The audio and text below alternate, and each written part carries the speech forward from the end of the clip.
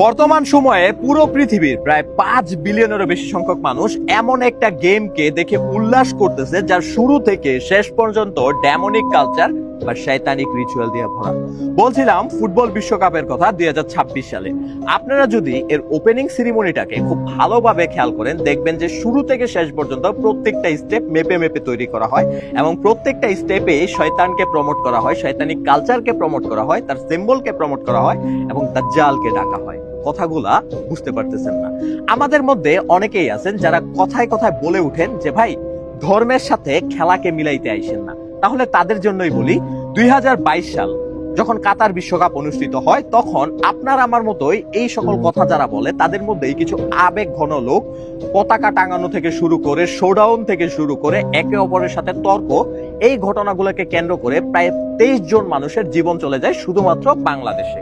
পুরো বিশ্বের কথা বাদই দিলাম, শুধুমাত্র বাংলাদেশে 23 জন মানুষের প্রাণ চলে যায় ওয়েস্টার্ন দেশগুলোকে প্রমোট করা নিয়ে, তর্ক করা নিয়ে। আপনি ব্রাজিল, আর্জেন্টিনা না পর্তুগালকে সাপোর্ট করেন, মেসি বড় না নেইমার বড় না হচ্ছে রোনালদো বড়, জাস্ট এই সামান্য ঘটনাগুলোকে তর্ককে কেন্দ্র করে 23 জন মানুষের জীবন চলে যায় এবং 45 জনেরও বেশি মানুষ হসপিটালাইজ হয় এবং সংঘর্ষের সংখ্যা প্রায় শতাধিকও বেড়ে যায়।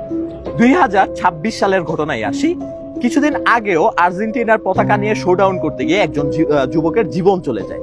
চিন্তা করেন আল্লাহর কাছে কি জবাবদিহিতা করবে।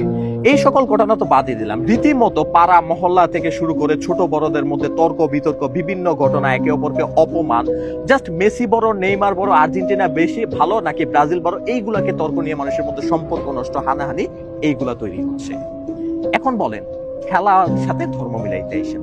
আপনি ওই সকল দেশকে প্রমোট করার জন্য হচ্ছে একে অপরের সাথে সংঘর্ষ করতেছেন যাদের সাথে ইসলামের কোনো সম্পর্ক নাই, যারা সরাসরি গাজায় মুসলিম হত্যার সাথে জড়িত, যারা সরাসরি হচ্ছে মুসলিমদের সাথে যাদের কোনো সম্পর্ক নাই এবং সুযোগ পেলে যারা আপনার আমার দেশকেও হামলা করার থেকে ছাড়বে না, তাদেরকে নিয়ে আজকে জীবন পর্যন্ত উৎসর্গ করতেছি, ঘরের টাকা পয়সা নষ্ট করতেছি একে অপরের সাথে। এখন মূল ঘটনায় আসি। আপনারা যদি দেখেন এখানে প্রথমেই যে গানটা দিয়ে স্টার্ট করা হয়, শুরুতে একজন মহিলা একটা ত্রিভুজ আকারে ট্রায়াঙ্গেলকে প্রদর্শন করে, যেটা কিনা ইলুমিনাতি সিম্বল, এন্ড 5 সেকেন্ড পর্যন্ত পুরো বিশ্বের মানুষ সেটাকে দেখে। শুধু তাই নয়, আপনারা যদি দেখেন বিশ্বকাপ ম্যাচের প্রত্যেকটা ম্যাচের ফ্ল্যাগ গুলাকে যেইভাবে রাখা হয়, এটাও ওয়ান আই সিম্বলকে আপনার প্রদর্শন করে, কিন্তু এর আগে কিন্তু এভাবে করা হইতো না। তারপরে আপনারা যদি দেখেন যে পাজুজু দলের হাতে, আপনারা যদি যে লাবুবু দলের হাতে আপনারা যদি দেখেন ওয়ার্ল্ড কাপটা রাখা হয়, সেই লাবুবু দল যেটা কিনা পাজুজু হচ্ছে একটা ডেমনিক শয়তানিক কালচারের শয়তান, যাকে হচ্ছে আপনারা যারা সিক্রেট সোসাইটির মেম্বার তারা হচ্ছে তাদেরকে আপনার ডেকে থাকে, তাদেরকে উৎসর্গ করে, তাদের কাছে স্যাক্রিফাইস করে, সেই দলকে এখানে এনে হচ্ছে প্রমোট করা হচ্ছে।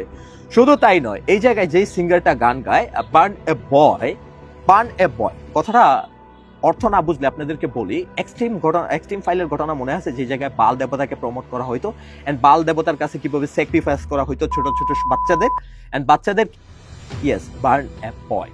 শুধু তাই নয়, শুরু থেকে শেষ পর্যন্ত ওয়ার্ল্ড কাপ না, আপনাদের যদি অনেক আগে আমার মনে আছে আপনাদেরকে বলছিলাম যে ওয়ার্ল্ডের বড় বড় লিডার পর্যায় থেকে শুরু করে আপনার media stem, main sports media, প্রত্যেকটা জায়গায় আপনার গোপন সংগঠন দ্বারা নিয়ন্ত্রিত এবং প্রত্যেকটা স্টেপই পরিকল্পিত।